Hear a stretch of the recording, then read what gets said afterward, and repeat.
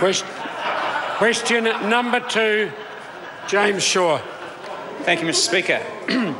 My question is to the Prime Minister and reads, does he still have confidence in the Minister of Foreign Affairs? The Right Honourable Prime Minister. Mr. Speaker, yes. Supplementary. Supplementary question, James Shaw. How can he have confidence in a minister that has repeatedly championed the private interests of a disgruntled Saudi businessman over the New Zealand public's interests? The Right Honourable Prime Minister. I think the members are completely and utterly wrong on that statement. Supplementary question, James Shaw. Has he asked Murray McCulley who suggested that Mr Al-Khalaf sue the New Zealand government, and if so, will he tell the House who it was? Mr. Speaker. The Right Honourable Prime Minister. Speaker, I'm advised that no minister told any party to sue the government. Ministers, as I've said before, from time to time will certainly say people are free to test their legal rights. That's because we live in a democracy with an independent judicial system, and actually people are free to test their legal rights. Supplementary. Supplementary question, James Shaw. Which one of Murray McCulley's statements about the rollover of the live sheep exports ban in 2010 does he believe? The one to the House on 27th of May, quote, "What was different was that we did not mislead the Saudi investors about the consequences of the rollover of that order. We fronted up and told them the truth," end quote. Or his statement yesterday, quote, "Well, he didn't tell me anything because I didn't talk to him about that particular rollover," end quote. Right Honourable Prime Minister. Mr. Speaker, I would want to see the full context of all the things that are said, but what I can say in relation to the first statement, Mr McCulley's absolutely right. This was a problem created by the previous Labor government. Supplementary question. Supplementary question, James Shaw.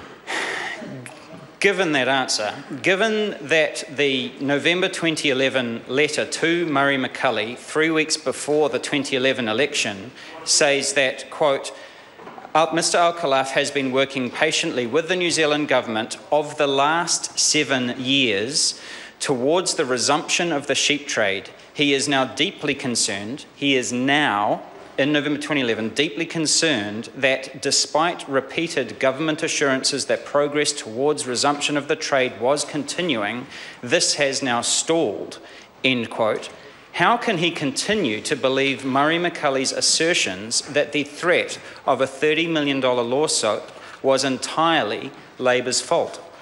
Mr. Speaker. The Right Honourable Prime Minister. Well, the member's actually defeated his own question, because that's exactly the point. 7 years prior to 2011, we were not the government. We were not the government that travelled to Riyadh to inform the Saudis that live sheep exports would continue. We were not the government that deliberately did not tell the Saudis, and we are certainly aware that the actions of the previous government, as the previous government was aware, created legal, commercial and diplomatic risks. What we are is the government that's tidied up this mess. So is the Prime Minister... This is a supplementary question. Supplementary question, James Shaw. So is the Prime Minister saying that he was not in office between 2008 and 2011, given that the letter says that Mr Al-Khalaf has been working patiently with the New Zealand government of the last 7 years in November 2011? The Speaker, Right Honourable Prime Minister.